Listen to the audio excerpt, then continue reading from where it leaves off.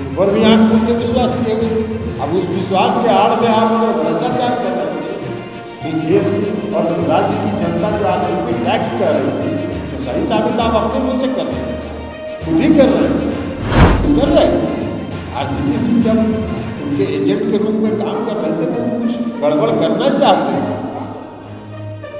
तो गड़बड़ करना चाहते थे, उसके पहले उनका गड़बड़ हो गया, महागठबंधन फिर से बन गया, 7 पार्टियों का गठबंधन बन गया, वहाँ फेल कर गए, महाराष्ट्र में सक्सीड कर गए, महाराष्ट्र में उनको सफलता मिल गई, और उसी को सुप्रीम कोर्ट ने आज फर्म किया है कि जो महाराष्ट्र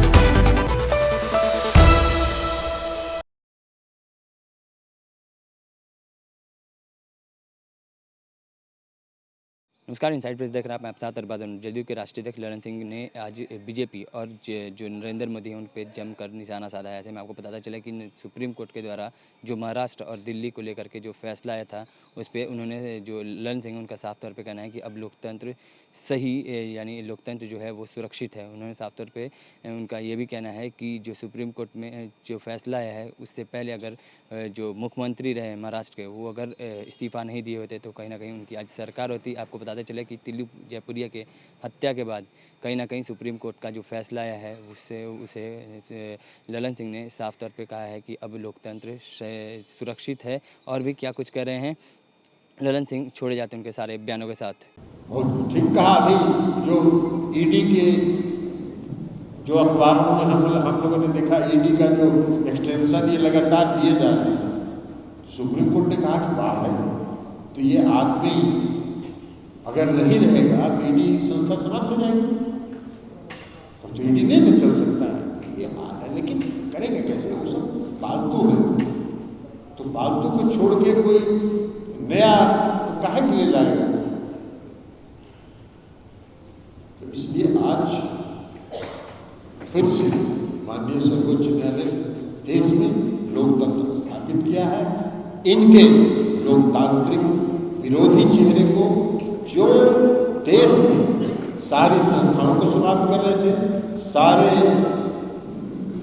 पालतू तोतों का जो इस्तेमाल कर रहे थे, जो संवैधानिक संस्थाओं को समाप्त कर रहे थे, उनको अपने नियंत्रण में ले रहे थे, लेफ्टिनेंट गवर्नर के माध्यम से चुनी हुई सरकारों को तंग कर रहे थे, उस सब पर लगाम कसने का काम किया है माननीय सर्वोच्च न्यायालय ने, और फिर से इस देश में लोकतंत्र स्थापित है। सर, आप लोग के पुराने साथी आरसीपी सिंह कल भाजपा में ज्वाइन कर लिए, और बहुत कुछ उन्होंने नीतीश जी के बारे में बोला, 3 सीट के अलावा एक और सीट जोड़ा की चेयर उनको ज़्यादा प्यारा है। देखिए, आरसीपी सिंह साहब के बारे में हम पहले से जानते हैं और हम कई बार कह चुके हैं कि वो भारतीय जनता पार्टी के एजेंट के पार्टी के अंदर नीतीश कुमार जी को कमजोर करने के लिए, और अब उसका पुष्टि हो गया, क्योंकि अंततोगत्वा बुद्धम शरणम गच्छामि वहीं चले गए जहाँ जाना था।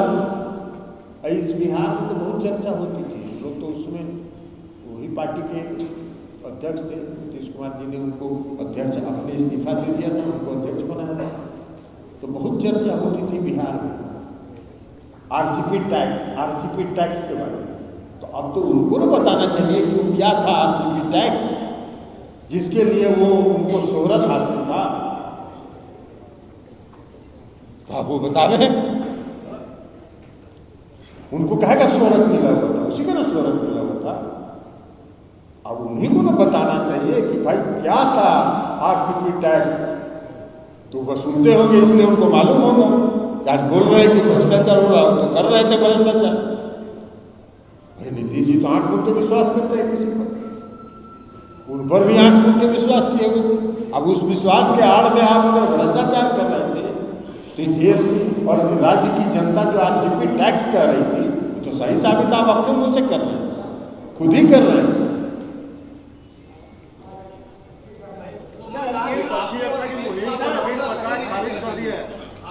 छोड़िए ना, उनको चले गए हैं, जाने दीजिए उनको कौन पूछ रहा है, तो पता चल रहा है ना। आप ही बिहार में ना पोर्टल चला रहे हैं, लाइव सिटी चला रहे हैं ना, तो जरा बिहार से जरा सब जगह से जानकारी ले लीजिए कि ये पूछ रहा है आप लोगों को, कोई नहीं पूछता है। सर, विपक्षी एकता को लेकर आप लोग मुहिम चला रहे हैं। पिछले दिनों आप लोग नवीन पटनायक के पास गए, उन्होंने गोल गोल बात किया और कल वो जाके प्रधानमंत्री से मिल लेते हैं, कहते हैं कि कोई ऐसी मोर्चा की बात नहीं। नवीन पटनायक जी से मिलने के लिए जब गए थे तो नवीन पटनायक जी ने और माननीय मुख्यमंत्री नीतीश कुमार जी दोनों ने प्रेस कॉन्फ्रेंस किया था, तो उसमें कहा था क्या कि हम विपक्षी एकता के लिए बात कर रहे हैं। दोनों ने ये कहा था कि हम दोनों पुराने मित्र हैं और दोनों पुराने मित्र आज मिले हैं बहुत दिन के बाद, मिलने के लिए आए हैं। अब आप अपना परसेप्शन बना रहे थे तो आप अपना परसेप्शन के आधार पर अपना फिर से परसेप्शन बनाते रहिए। किसी विपक्षी एकता के बारे में और जहां जहां नीतीश कुमार जी गए हैं, सभी दलों ने, सभी नेताओं ने पूरे विपक्ष की एकता का समर्थन किया है और विपक्षी एकता को करते हैं। नवीन पटनायक ने भी किया है समर्थन। आपको तो आप फिर वही बता, आप अपना बतवा क्या मेरे को में डालना चाह रहे हैं? नहीं, वही तो पूछ रहे हैं। नहीं, आपको तो आप प्रेस कॉन्फ्रेंस उनका नहीं देखे हैं? बिल्कुल देखे। क्या है बोला उन्होंने कहा कि कोई राजनीतिक बात नहीं सर, चार्टर्ड प्लेन से उड़ीसा जाएंगे दूसरी बात है, दूसरी निहारी नहीं जाएंगे। आपके यहाँ भी बुलाइएगा तो चले जाएंगे। ने कहा कि गवर्नर के द्वारा दबाव बनाया जाता है, यहाँ भी मोदी सरकार लगातार जो विपक्षी पार्टियां होती है, जिनकी सरकार होती है गवर्नर के थ्रू, तो आप लोग भी बिहार में ऐसा दबाव फेस कर रहे हैं क्या? बिहार में क्या दबाव देंगे? बिहार में क्या दबाव देंगे? यहाँ कानून का राज है।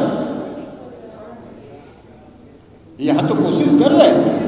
आरसीपी सिंह जब उनके एजेंट के रूप में काम कर रहे थे तो कुछ गड़बड़ करना चाहते थे,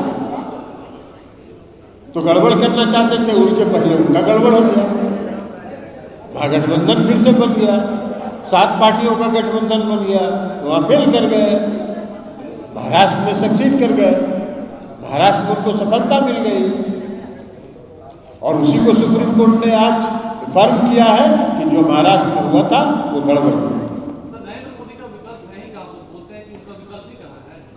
विकल्प किसी देश का होता है, किसी व्यक्ति का होता है। विकल्प नरेंद्र मोदी को जो देश की जनता ने जब 2014 में चुना था, क्या वादा किया था?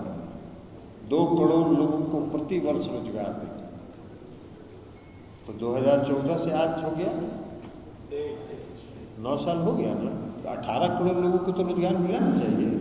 तो आप भी तो पोर्टल चलाते हैं, जरा पता करिए, केंद्र की सरकार ने सारी नियुक्तियों पर पाबंदी लगा दी है।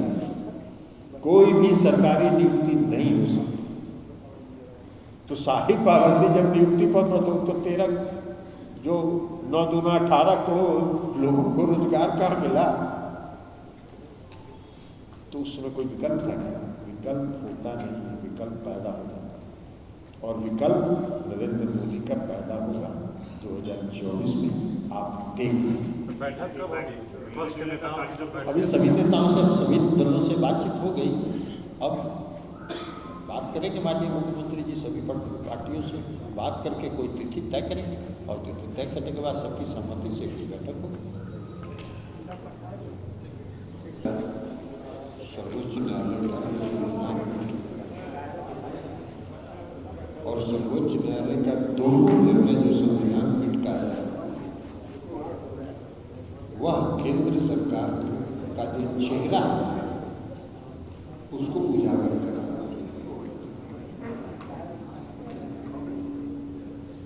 और इन दोनों जजमेंट से, सुप्रीम कोर्ट के जो माननीय सर्वोच्च न्यायालय के फैसले से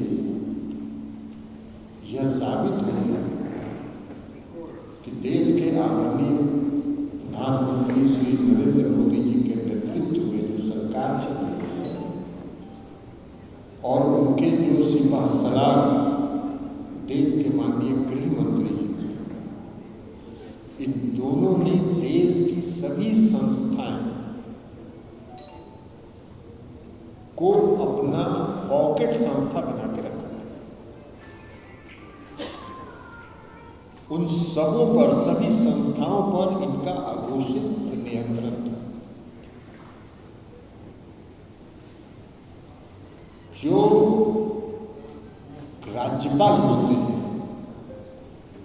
और जो लेफ्टिनेंट गवर्नर होते हैं केंद्र शासित प्रदेश में, उनके माध्यम से चुनी हुई सरकारों को नियंत्रित करने का प्रयास करते थे।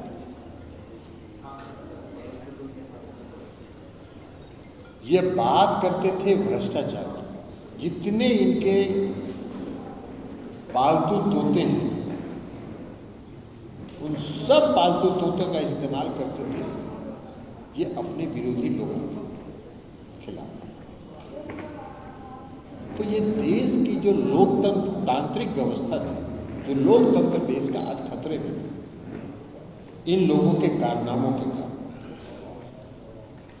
अघोषित आपातकाल इन लोगों ने लागू किया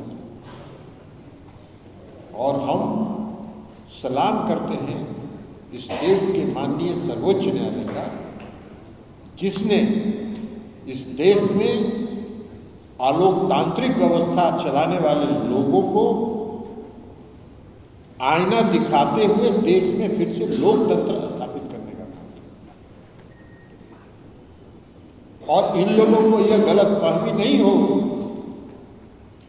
कि लोकतंत्र के यही रक्षक है। सारे काम जो देश का इतिहास बदलते हैं, देश में कोई काम नहीं हो रहा है। आप बताइए, देश में देश की सरकार है, देश की सरकार ने एक मिनट भी महंगाई पर चर्चा किया क्या?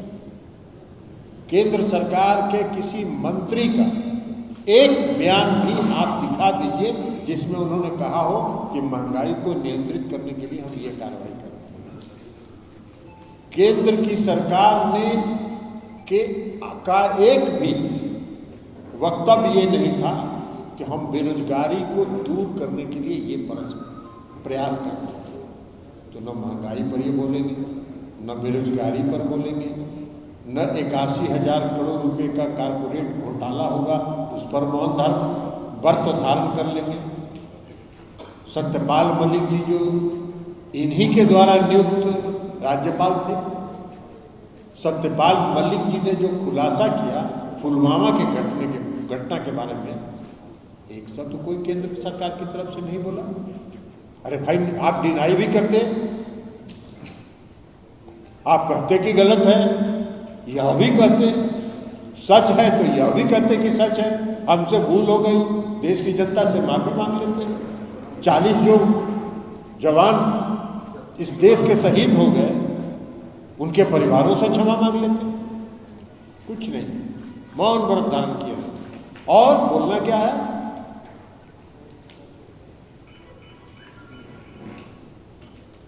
देश के सारे भ्रष्टाचारी मेरे खिलाफ एकजुट हो रहे हैं। अरे आप कर्नाटक का चुनाव दिया, आप में से कई लोग कर्नाटक के चुनाव को देख रहे होंगे नजदीक से।